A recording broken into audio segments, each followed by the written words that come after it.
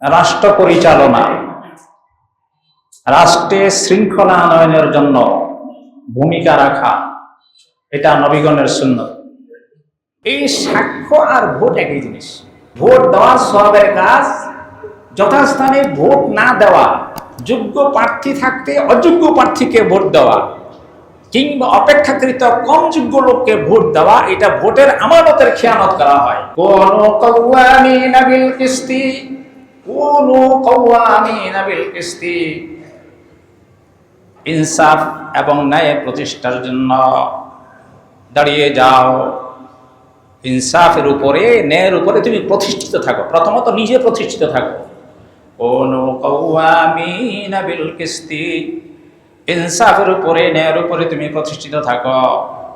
শুহাদা লিল্লাহ, আর আল্লাহর হস্তে, আল্লাহর হস্তে ইনসাফ সঙ্গতভাবে, ন্যায়সঙ্গতভাবে তুমি তোমার সাক্ষ্য প্রদান করো। لبيك لبيك اللهم لبيك. الحمد لله الذي خلق النجوم والدواب والجبال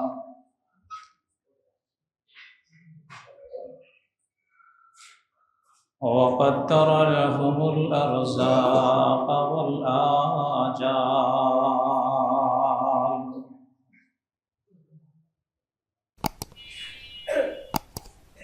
وفضل الإنسان على غيرهم كما فضل بعضهم على بعض وزمان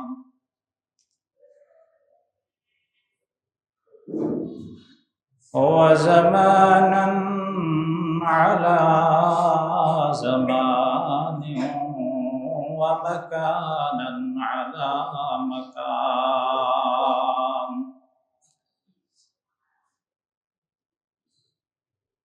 ثم هدانا إلى سبيله السبيل المختار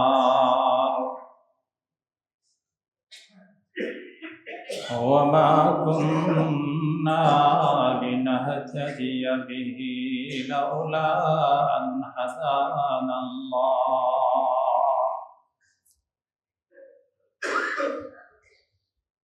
فنشكره شكرا جزيلا موافيا لنعمه ومكافيا لمزيده ونشهد أنه لا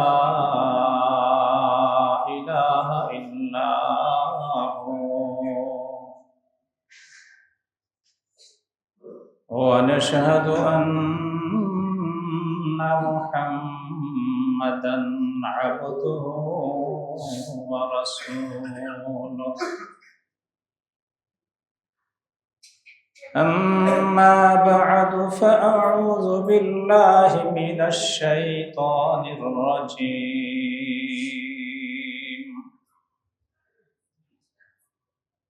بسم الله الرحمن الرحيم.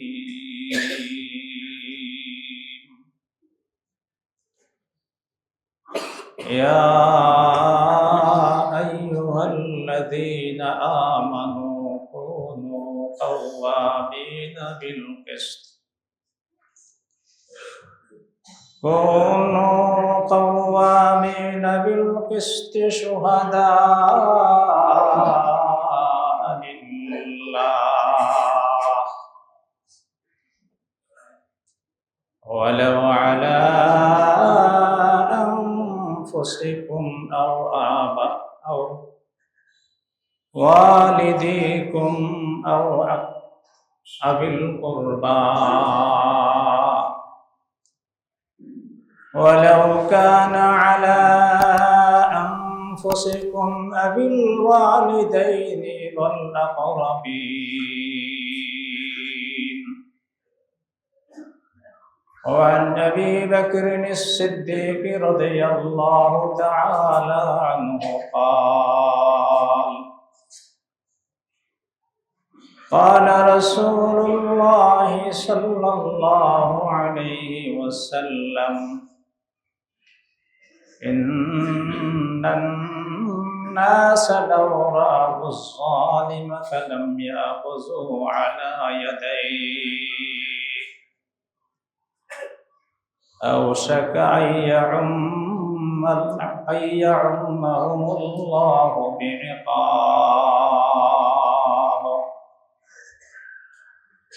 أو كما قال النبي عليه الصلاة والسلام آمنت بالله صدق الله مولانا العظيم وصدق رسوله النبي الكريم ونحن على ذلك من الشاهدين والشاكرين والذاكرين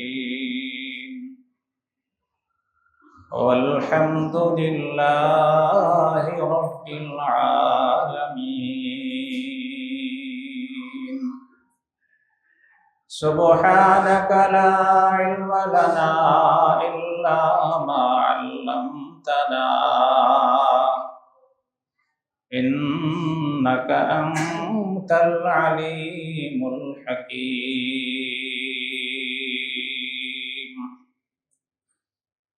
محبতের সাথে কয়েকবার দরুদ শরীফ ইস্তেগফার পড়েন আল্লাহুম্মা সাল্লি আলা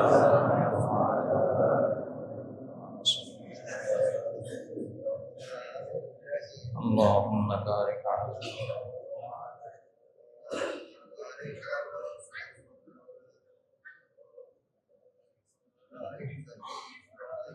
استغفر الله الذي لا اله الا هو وإليه ولا حول ولا قوة استغفر الله الذي لا اله الا هو الحي القيوم وأتوب إليه ولا حول ولا قوة إلا بالله العلي العظيم मुअज़्ज़ज़ मोहतरम बरादरान इस्लाम महान अल्लाह पाकेर अफुरন্ত मेहरबानी সীমাহীন অনুগ্রহ আর দয়া তিনি আমাদেরকে সকল প্রকার সাংসারিক কর্মব্যস্ততা থেকে অবসর হয়ে জুমার নামাজের মতো গুরুত্বপূর্ণ ইবাদত পালনের নেক আশায় যথা সময়ে মসজিদে আসার বসার সুন্দর আয়োজন করে দিয়েছেন। সকলেই আল্লাহ রাব্বুল আলামিনের পাক দরবারে শুকর আদায় করি আলহামদুলিল্লাহ। মেরে মোহতারাম দোস্ত, বাংলাদেশের ত্রয়োদশ জাতীয় সংসদ নির্বাচন অত্যাসন্ন। বর্তমান অন্তর্বর্তীকালীন সরকার একটি সুষ্ঠু সুন্দর এবং সকল প্রকার আপত্তিমুক্ত নির্বাচন উপহার দেওয়ার অঙ্গীকার বারংবার ব্যক্ত করে আসছেন। আমরা আশা করতেছি এই নির্বাচন অবশ্যই সুন্দর হবে, সুষ্ঠু হবে, আপদ বিপদ মুক্ত হবে এবং নির্বাচনের মাধ্যমে যে লক্ষ্যে পৌঁছানোর কথা সেই লক্ষ্যে হয়তো পৌঁছাতে পারবে। অনেক ভাই বিভিন্নভাবে আমাদেরকে নির্বাচন এবং ভোট সম্পর্কে প্রশ্ন করে থাকেন। পৃথক পৃথকভাবে প্রত্যেকের প্রশ্নের জবাব দিতে গেলে সময়ের প্রয়োজন, অনেক সময়ের প্রয়োজন। কেউ বলেন যে 5 মিনিট সময় দিবেন, কেউ বলে 6 মিনিট সময় দিবেন, কেউ 3 মিনিট সময় দিবেন, কিন্তু সেটা শেষ পর্যন্ত আর মিনিটে সীমাবদ্ধ থাকে না, লম্বা চড়া হয়ে যায়। যেন আমি বলি যে ভাই এই সমস্ত বিষয় নিয়ে আলোচনা করার জন্য পৃথক পৃথকভাবে সময় দেওয়ার কোনো সুযোগ নেই। সকলেই আমরা কর্মব্যস্ত। আগের দিনের নেককার আলেম বুজুর্গানে দিনের মতো আমরা না। আমরা সবসময় বিভিন্ন ঝামেলার মধ্যে থাকি, আর মানুষকে ফি সাবিলিল্লাহ সময় দেওয়ার যে ইমানি শক্তি সেটা আমার মধ্যে নেই। বেরে মহতারাম, অনেকে মনে করেন নির্বাচন এবং ভোটের সাথে দ্বীন ইসলামের কোনো সম্পর্ক নেই।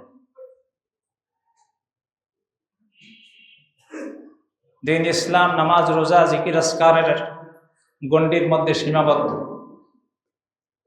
দ্বীন ইসলামের কোনো বক্তব্য,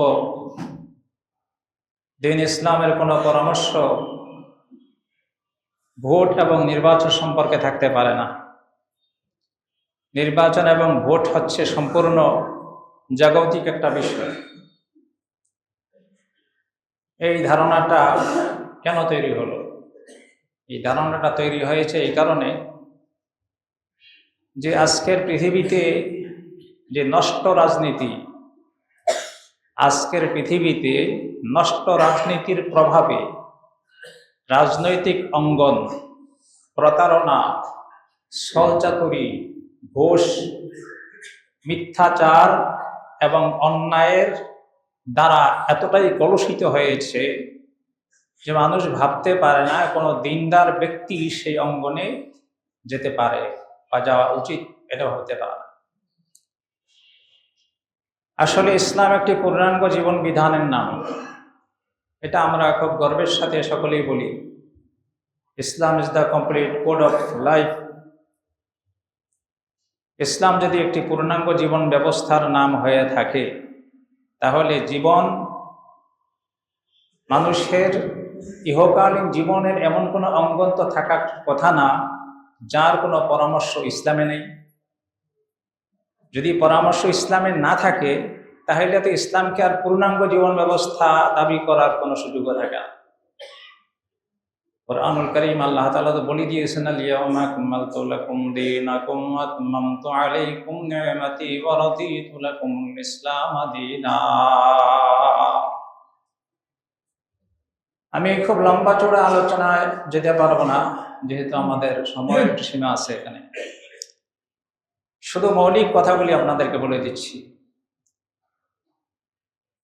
রাজনীতি, রাষ্ট্র পরিচালনা, রাষ্ট্রে শৃঙ্খলা আনয়নের জন্য ভূমিকা রাখা, এটা নবীগণের সুন্নত। একেবারে নিম্ন যদি বলি, এটা নবীগণের সুন্নত। হযরত ইউসুফ আলাইহিস সালাতু ওয়াস সালাম আজ থেকে 4000 বৎসর আগে প্রায় মিশরের রাষ্ট্রনায়ক ছিলেন। প্রথমে তিনি অর্থমন্ত্রী ছিলেন, তারপরে তাকে পুরা রাষ্ট্রের দায়িত্বভার দিয়ে দেওয়া হয়। সততা, নিষ্ঠা, যোগ্যতা, বিজ্ঞতা, আমানতদারি, ন্যায়পরায়ণতা, ইনসাফের কারণে ইউসুফ আলাইহিস সালাতু ওয়াস সালামের নেতৃত্বের ব্যাপারে সকলেই একমত হয়ে যান যে বর্তমানে মিশর এবং মিশরের মানুষের কল্যাণের জন্য একমাত্র ব্যক্তি হচ্ছেন ইউসুফ আলাইহিস সালাতু ওয়াস সালাম। আলহামদুলিল্লাহ। এরপরে আমরা মোটা দাগে যদি আসি, বনি ইসরায়েলের পয়গম্বর হযরত মুসা আলাইহিস সালাতু ওয়াস সালামকে দায়িত্ব অর্পণ করা হলো যে বনি ইসরায়েলের উপরে মিশর সরকার যেভাবে অত্যাচার উৎপীড়ন চালাচ্ছে, তাদেরকে অত্যাচার থেকে মুক্ত করার জন্য, নিপীড়ন এবং শোষণ থেকে মুক্ত করার জন্য, অমানবিক আচরণ থেকে, নিগ্রহ থেকে তাদেরকে মুক্ত করার জন্য তোমাকে দায়িত্ব দিলাম। মুসা আলাইহিস সালাতু ওয়াস সালাম লম্বা চৌড়া তর্ক বিতর্ক করে রাজ দরবারে অনেক কিছু করে শেষ পর্যন্ত সেখান থেকে তিনি বনি ইসরায়েলকে মুক্ত করে নিয়ে আসেন। হযরত দাউদ আলাইহিস সালাতু ওয়াস সালাম তো পরিষ্কারই তিনি রাষ্ট্রনায়ক ছিলেন। এরপরে তার ছেলে নবী সুলাইমান আলাইহিস সালাতু ওয়াস সালাম তো আল্লাহ পাকের কাছে চেয়ে নিয়েছেন রব্বি হাবলি মুলকান লা ইয়ানবাগি লিআহাদিম মিন বাদি। আল্লাহ, আপনি আমাকে এমন একটা রাষ্ট্র ক্ষমতা দান করেন যেই ক্ষমতা আমার পরে আর কেউ পাবে না। তার মানে কি, একটা অতুলনীয় রাষ্ট্রীয় ক্ষমতা আমাকে দান করেন। বিশ্বনবী জনাবে মুহাম্মদুর রাসূলুল্লাহ সাল্লাল্লাহু আলাইহি ওয়াসাল্লাম বলেন যে আজকে রাত্রে আমার কাছে জিন আসছিল, দুষ্ট জিন। আমি চেয়েছিলাম এটাকে ধরে মসজিদের খুঁটির সাথে বেঁধে রাখি, তাহলে তোমরা সকালে যখন নামাজ পড়তে আসবা তখন দেখতা যে আমি কিভাবে জিনকে বেঁধে রাখছি। হঠাৎ করে মনে করলো আমার ভাই সুলাইমানের দোয়া, সেই দোয়ায় তো তিনি বলছেন যে তার মতো রাষ্ট্র ক্ষমতা যেন আর কেউ না পায়। তার রাষ্ট্র ক্ষমতা শুধু মানুষের উপর ছিল না, জিন্নাতের উপর ছিল, এবং জঙ্গলের হিংস্র প্রাণীদের উপর ছিল, এবং উড়ন্ত পক্ষীগুলির উপর ছিল। তো এই কথা চিন্তা করে আমি ছেড়ে দিলাম, কারণ জিনের উপর আমার ক্ষমতা, এটা নবী সুলাইমান আলাইহিস সালাতু ওয়াস সালামের ক্ষমতার সঙ্গে কিছুটা হইলেও সাদৃশ্য তৈরি হয়ে যায়, এই জন্য আমি ছেড়ে দিলাম। এরপরে বিশ্বনবী জনাবে মুহাম্মদুর রাসূলুল্লাহ সাল্লাল্লাহু আলাইহি ওয়াসাল্লাম নবুয়ত প্রাপ্তির পরে 13 বৎসর মক্কায় তিনি অনেক কৌশলে গোপনে ইসলামের দাওয়াত দিতে থাকেন। এরপরে তিনি মদিনায় এসে একটা নগর রাষ্ট্র কায়েম করেন। সেই নগর রাষ্ট্রের একটা লিখিত সনদও তৈরি হয়। নবীজির ইন্তেকাল পর্যন্ত নবীজি এই দায়িত্বে ছিলেন। নবীজি দুনিয়া থেকে যখন চলে যাবেন, এই রাষ্ট্রের দায়িত্বভার কাকে দিবেন? নবুয়তের দায়িত্বভার তো মানুষ মানুষকে দিতে পারে না। নবুয়ত একমাত্র আল্লাহ পাকের পছন্দের বিষয়, তিনি যাকে ইচ্ছা তাকে দান করেন। একজন নবী আরেকজনকে নবী বানাতে পারেন না, তবে একজন নবী তার স্থলবর্তী কোনো রাষ্ট্রনায়ক বানাতে পারেন কিনা, এই বিষয়টা হলো প্রশ্ন। নবীজিকে অনেকে আবেদন করলেন যে আপনি একজন পরবর্তী রাষ্ট্রনায়ক নির্ধারণ করে যান।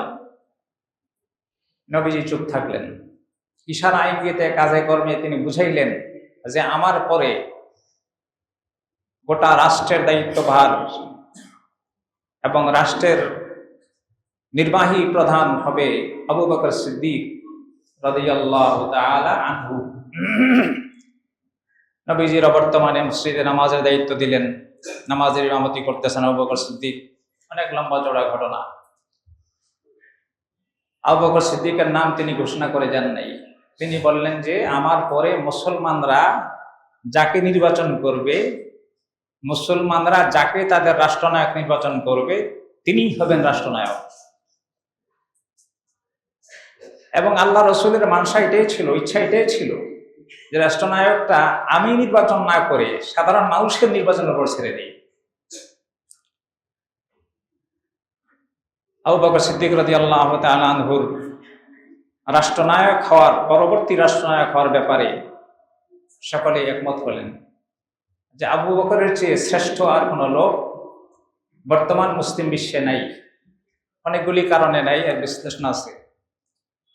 আবু বকর সিদ্দিক রাদিয়াল্লাহু তাআলা আনহু তিনি দায়িত্ব পালন করলেন। এই লম্বা চড়া ঘটনা আপনারা জানেন সব।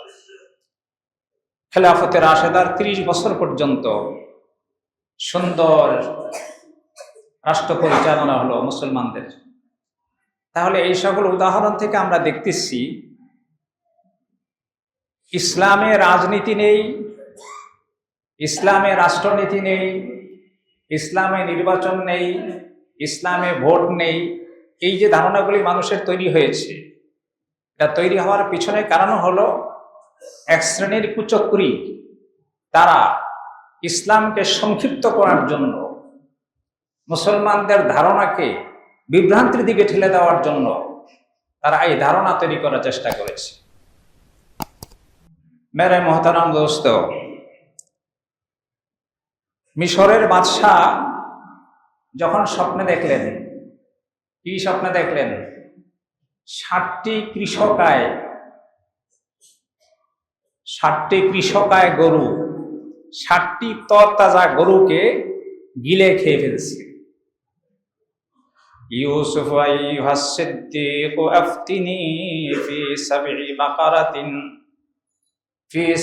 বাকারাতিন সিমানিন ইয়াকুলুহুন্না সাব'উন ইজাফুন ওয়া সাব'i সুম্বুলাতিন খুদরিন ওয়া উখরা ইয়াবিসাত। এটা হলো স্বপ্ন। ইউসুফ আলাইহিস সালাতু ওয়াস সালামকে ডেকে বললেন যে, বাবাজি, বন্ধু, আইয়ুহাস সিদ্দীক, বন্ধু, আপনি আমার এই স্বপ্নের ব্যাখ্যা দেন যে আমি 60টি তাজা গরুকে খেয়ে ফেলতে দেখছি স্বপ্নে।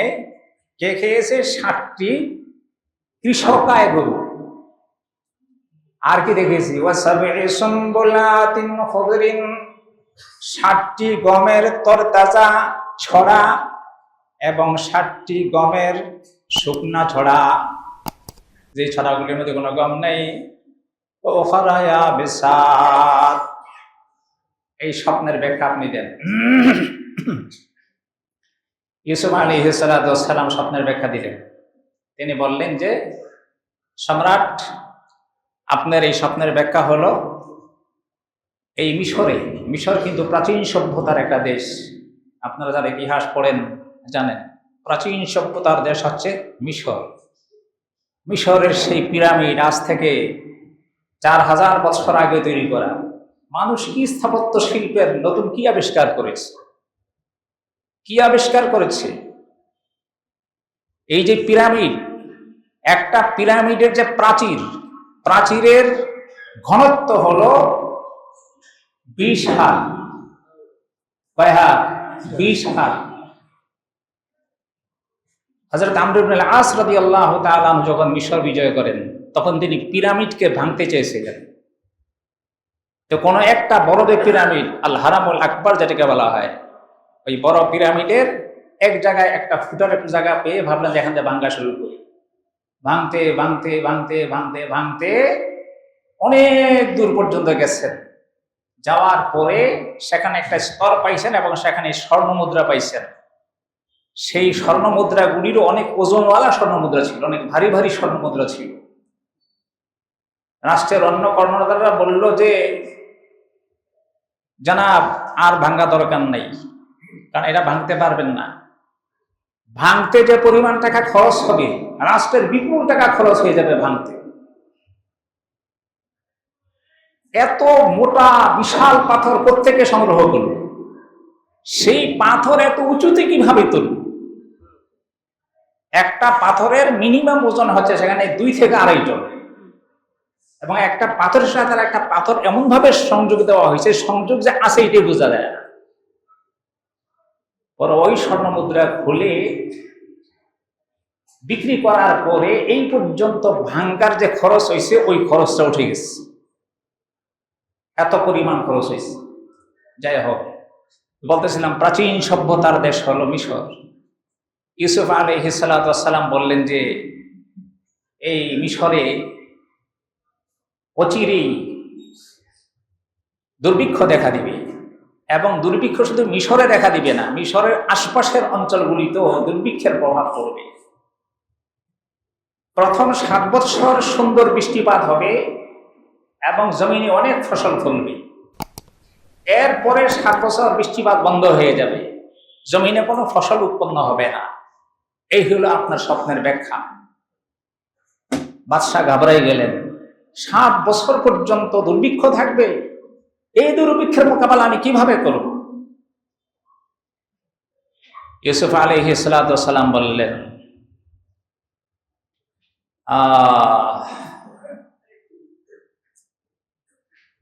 قال اجعلني على خزائن الأرض إني حفيظ عليم।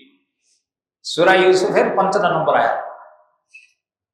قال اجعلني على خزائن الأرض। সম্রাট মহোদয়, আপনি আমাকে রাষ্ট্রের কোষাগারের দায়িত্বশীল বানাই দেন। পদ চাওয়া হয়েছে, এখানে পদ চাওয়া হয়েছে।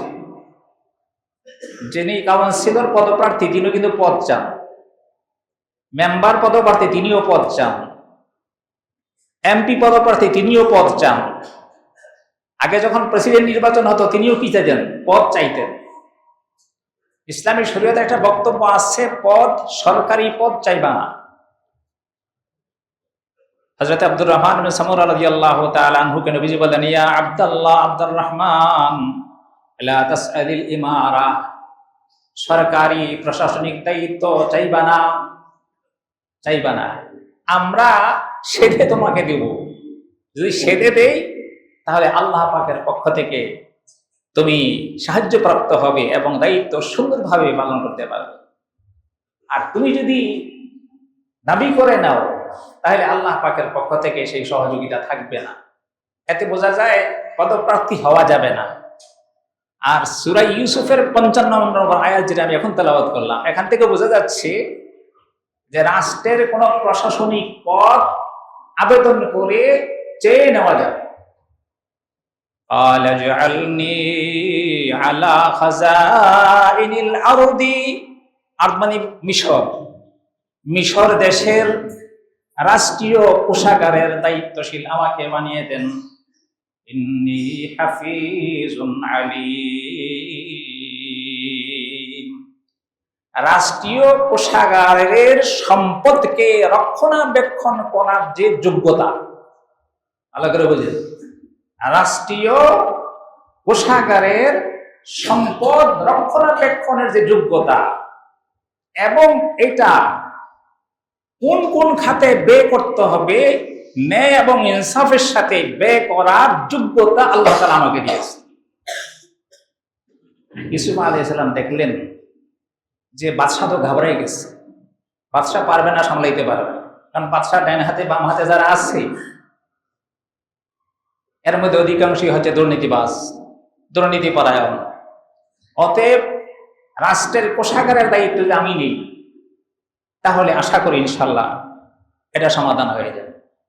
বাদশাহ জানতে চাইলেন কিভাবে তুমি সমাধান করবা, এটা আমাকে একটু ধারণা দাও।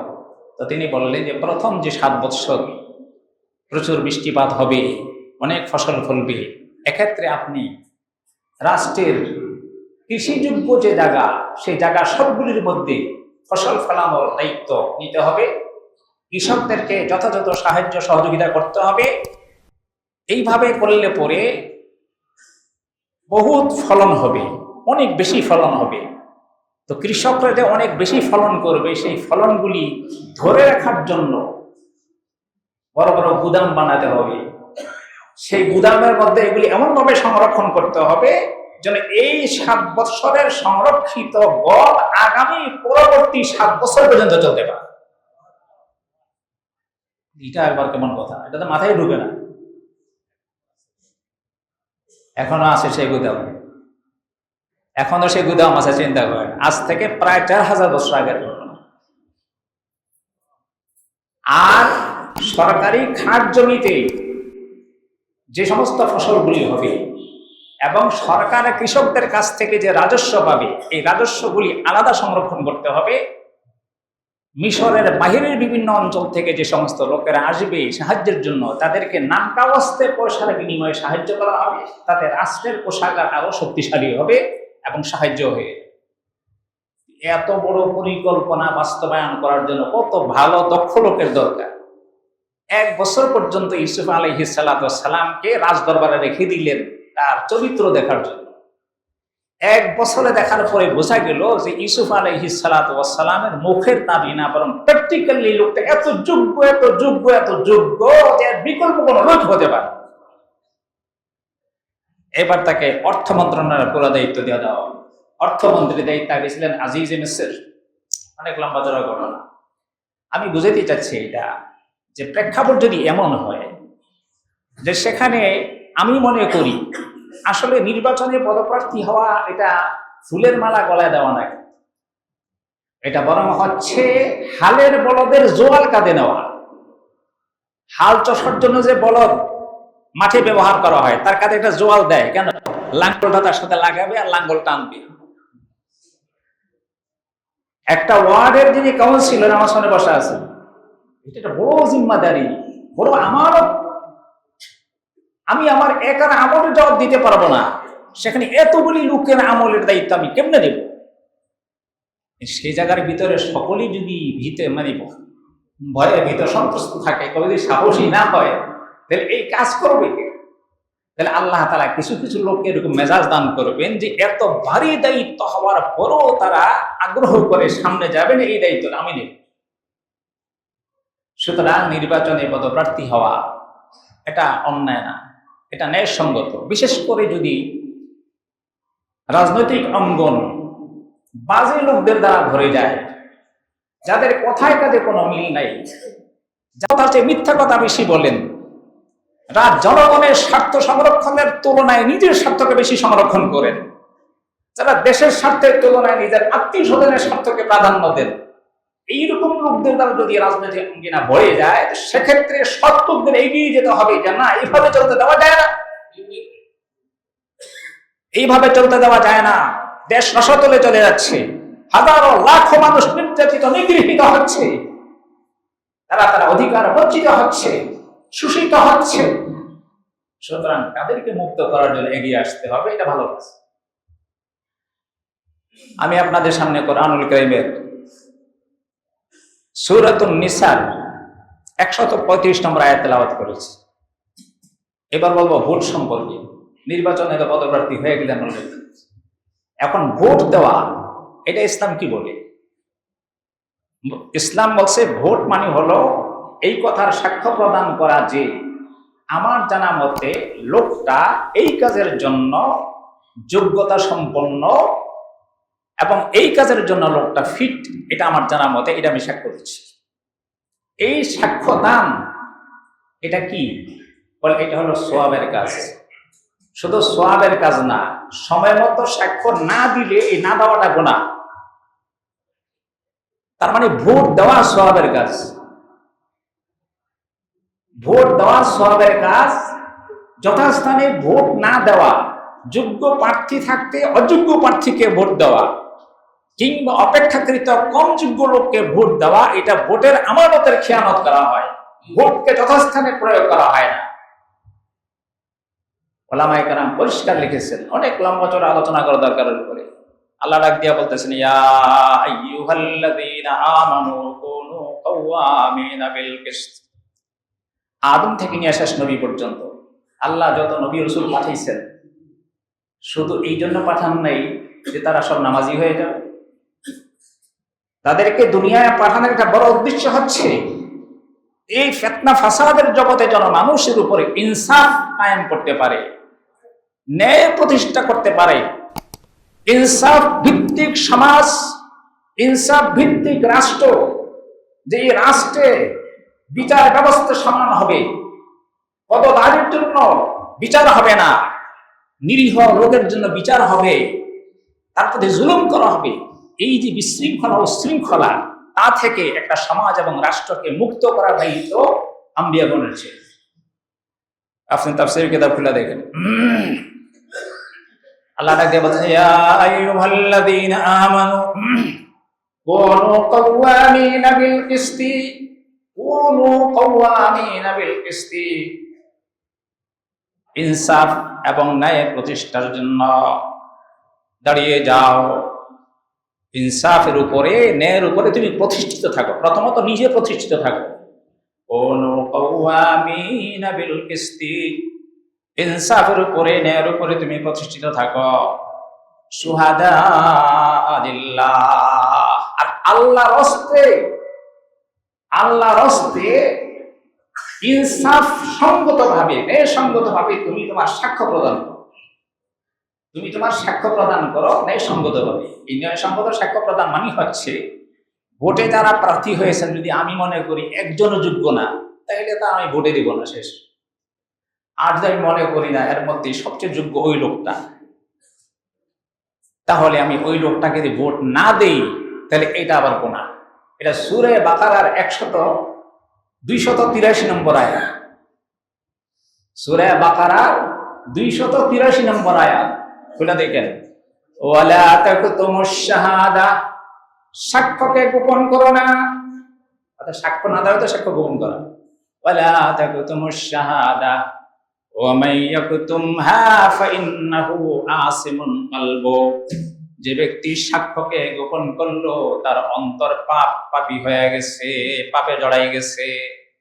এই আয়াতের আলোকে পরিষ্কার লিখছেন যে ভোট দেওয়ার মতো যোগ্য পাত্র থাকা অবস্থায় ভোট না দেওয়া এটা গুনাহ।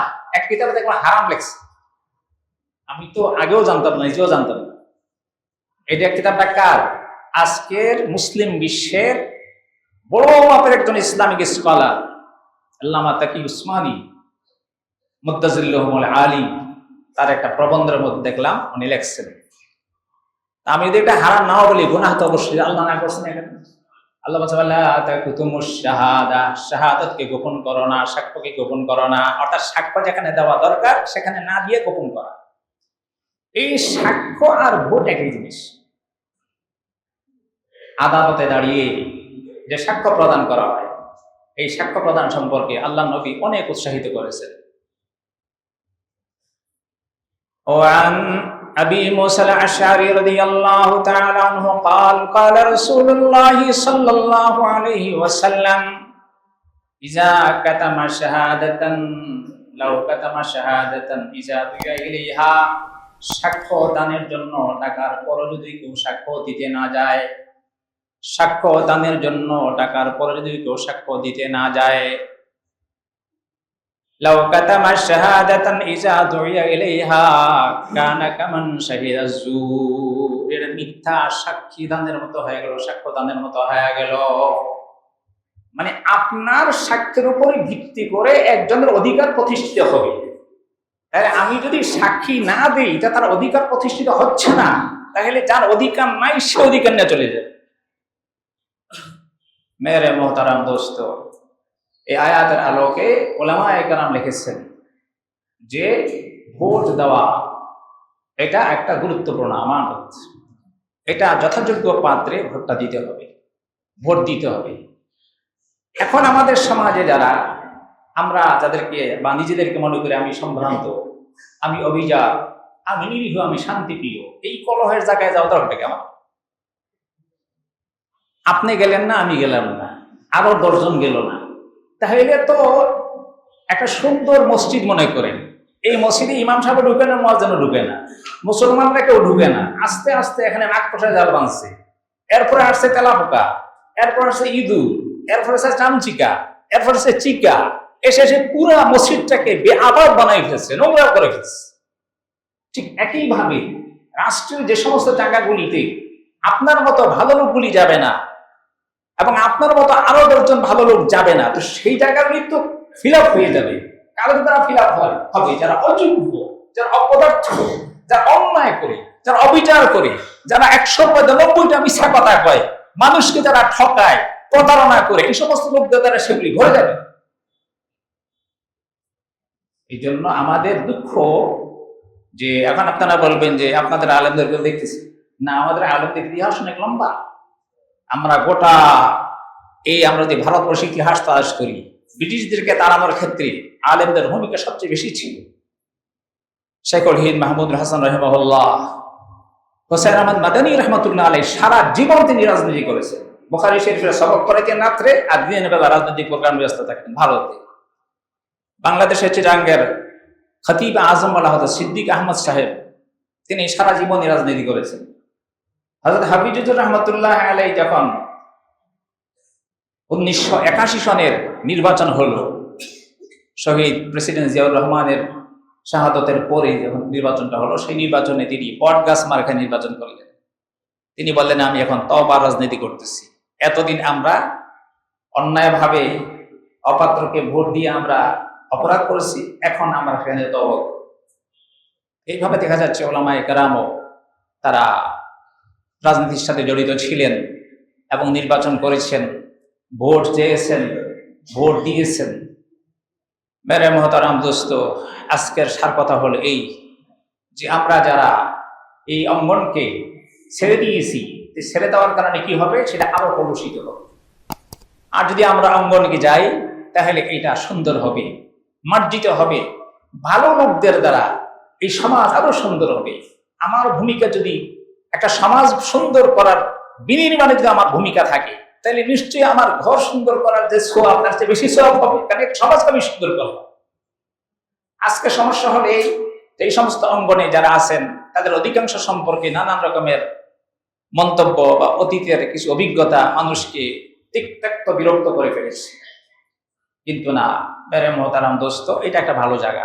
রাজনীতি ভালো কাজ, সমাজনীতি ভালো কাজ, রাষ্ট্র দায়িত্ব ভালো পালন করা ভালো কাজ, নির্বাচনে পদপ্রার্থী হওয়া এটা ভালো কাজ, এবং ভালো যোগ্য লোককে ভোট দেওয়া শুধু আমানতই নয় বরং না দেওয়া এটা অপরাধ। আল্লাহ তাআলা আমাদের সকলকে সঠিক বিষয়টা ভালো করে বুঝে আমল করার তৌফিক দান করুন, আমিন।